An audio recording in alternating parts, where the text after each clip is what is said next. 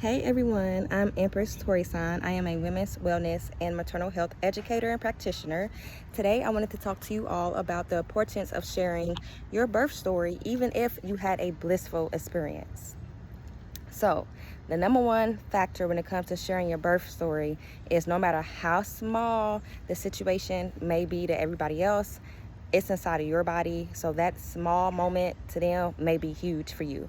So the number one thing is to not allow yourself to be gaslit by yourself or by others when you share your story.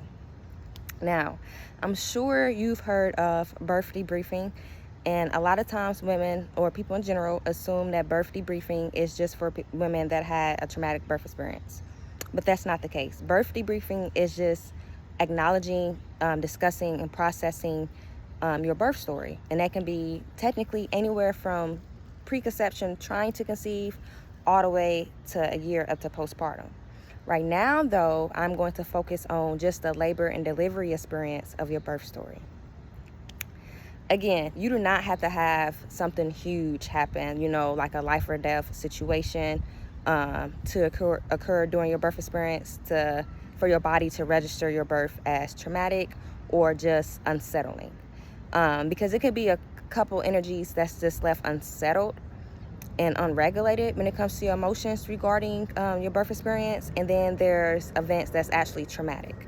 Now, if you did have a traumatic birth experience, I highly recommend that you discuss that and process that with a trained perinatal mood disorder specialist, mental health specialist, psychologist, or therapist. Now, nutrition do play a huge role, but again, we're going to focus on the birth story. Now, for those who had a pleasurable birth experience, there could still be moments during your time and your experience where you might have felt unheard. And again, that can be as simple as the room temperature in the room, the smell in the room you did not want.